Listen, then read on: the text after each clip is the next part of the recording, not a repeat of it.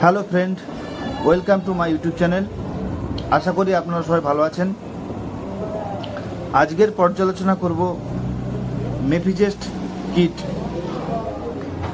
মেফিজেস্ট kit tablet সাধারণত ব্যবহার করা হয় অ্যাবর্শনের ক্ষেত্রে। ইউজুয়ালি দেখা গেছে যেসব মহিলারা সদ্যজাত বাচ্চা থাকা অবস্থায় আবার কনসেপ্ট করেছে বা পেটে বাচ্চা এসে গেছে, তাদের ক্ষেত্রে তো আবার বেবি নেওয়া তো সম্ভব নয়, তাদের ক্ষেত্রে অ্যাবর্শন করতে লাগে। তো অ্যাবর্শন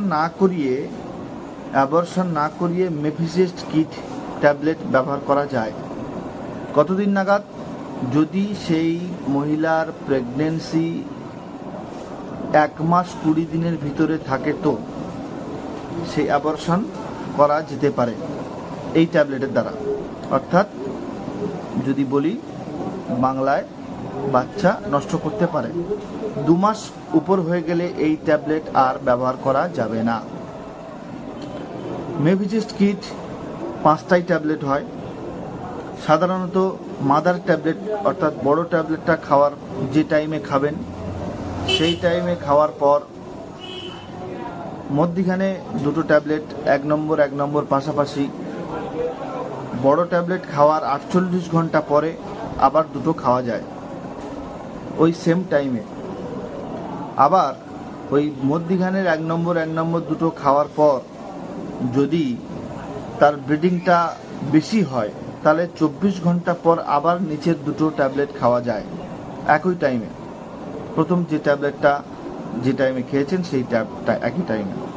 যদি কম ব্লিডিং হয় তাহলে অবশ্যই করে ওই দিন যেদিন মধ্যিখানে যে 2টো ট্যাবলেট খাচ্ছেন ওই দিন অর্থাৎ 12 ঘন্টা পর সেই দিনের 12 ঘন্টার মাথায় আবার 2টো মধ্যিখানে নিচের 2টো ট্যাবলেট কনজিউম করতে পারেন। মেফিজেস্ট কিট ট্যাবলেট ব্যবহার করলে সেফলি অ্যাবর্শন করানো যায়। সাধারণত অনেক সময় দেখা গেছে যে মেফিজেস্ট কিট ট্যাবলেট খাওয়ার পর যদি তার ব্লিডিং না হয় তাহলে জানতে হবে তার টাইমিংয়ের কোনো সমস্যা রয়েছে, অর্থাৎ সে হয় 2 মাসের বেশি হয়ে গেছে বা 2 মাস হয়ে গেছে, তার জন্য ব্লিডিংটা হচ্ছে না। মেফিজেস্ট কিট খাওয়ার পর যখন ব্লিডিং শুরু হয়ে যাবে, ব্লিডিং শুরু থেকে ডে 1 থেকে আর 10 ডেজ পর্যন্ত কন্টিনিউয়াসলি কিন্তু ব্লিডিং চলতে থাকবে, অল্প করে ব্লিডিং চলতে থাকবে। যদি কারোর মেফিজেস্ট কিট খাওয়ার পর আনকমপ্লিটেড অ্যাবর্শন হয়ে থাকে তাহলে সাইটোলং ট্যাবলেট জিভের তলায় রেখে এটাকে নিরাময় করতে পারবেন অবশ্যই করে। তবে যেসব মহিলারা সদ্য বিয়ে করেছেন, ফার্স্ট টাইম বাচ্চা এসছে, তাদের ক্ষেত্রে এই ট্যাবলেট ব্যবহার না করাই উচিত। কারণ তারা এই ট্যাবলেট ব্যবহার করলে সেকেন্ড বার যখন আপনি বাচ্চা নিতে চাইবেন তখন বাচ্চা আসতে চাইবে না, তাতে সমস্যার সমাধান করতে পারবেন না এবং অনেক প্রবলেমে পড়ে যাবেন। এই ট্যাবলেট সাধারণত তাদের জন্য ঠিক আছে যাদের সদ্যজাত বাচ্চা আছে বা 1 বছর বাচ্চার বয়স বা 6 মাস বাচ্চার বয়স আবার সে কনজিউম করেছে, তাদের ক্ষেত্রে মেফিজেস্ট কিট ট্যাবলেট অত্যন্ত প্রয়োজনীয় ট্যাবলেট এবং সে ব্যবহার করতে পারে।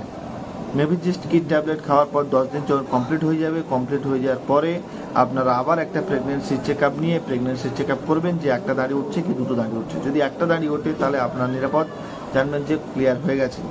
তারপর আপনারা অবশ্যই করে একটা ডেক্সোরেন্স ক্যাপসুল বা সিরাপ খাবেন বা প্রয়োজনে মেথারজিন ট্যাবলেটও খেতে পারেন। যদি মেফিজেস্ট কিট ট্যাবলেট খাওয়ার পর দেখা যাচ্ছে যে ব্লিডিং কমপ্লিট হয়ে যাওয়ার পর আপনারা টেস্ট না করেন, মাসে 2 বার করে যদি ব্লিডিং হয় তাহলে অবশ্যই করে আপনাকে জানতে হবে যে মেফিজেস্ট কিট ট্যাবলেট খাওয়ার পরেও আপনার অ্যাবর্শনটা আনকমপ্লিটেড রয়ে